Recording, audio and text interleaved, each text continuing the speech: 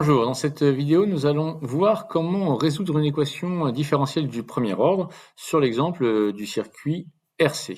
Alors évidemment, la première chose, c'est de déterminer cette équation différentielle. Pour cela, on fait une loi d'émail.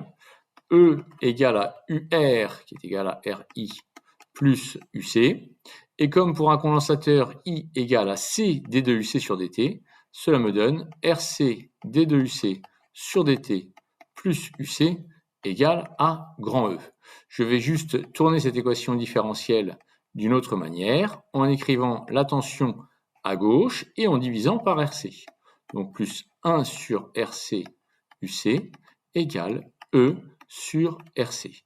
Voilà donc, grâce à la loi d'émail, l'équation différentielle que l'on va apprendre à résoudre.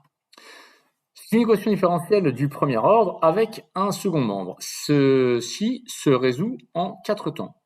Première étape, on cherche la solution homogène de l'équation homogène, c'est-à-dire sans second membre. D de UC sur dt plus 1 sur taux UC égale à 0 avec taux que l'on a posé égale à RC, qui s'appelle la constante de temps du circuit. Eh bien, la solution de cette équation homogène, UCH pour homogène, égale à grand A, une constante exponentielle de moins t sur taux. Dans un deuxième temps, nous allons chercher la solution particulière. Ici, le second membre est constant. Cette solution particulière est donc constante. Si elle est constante, sa dérivée est nulle. Qu'est-ce que je fais? Je prends l'équation différentielle et j'annule toutes les dérivées. Que reste-t-il?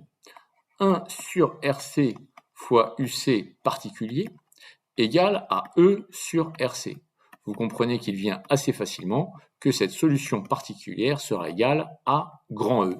C'est d'ailleurs la solution en régime permanent. Une fois le condensateur chargé, sa tension sera égale à grand E. Troisième étape de ce raisonnement, nous écrivons la solution générale, somme de la solution homogène et de la solution particulière, A exponentielle moins t sur taux plus E. Quatrième et dernière étape, pour déterminer totalement cette solution, nous allons chercher la constante d'intégration grand A et pas avant. Pour cela, nous devons utiliser les conditions initiales. Je ne les ai pas données, mais on peut facilement dire que à t égale 0, le condensateur était initialement déchargé et je ferme l'interrupteur. Si il était déchargé, par continuité de la tension aux bornes du condensateur, à t égale 0+, cette tension est toujours nulle. Donc je pourrais écrire que UC de 0 égale à grand A exponentielle 0 plus E égale à 0. Exponentielle 0, c'est 1, donc A égale moins E.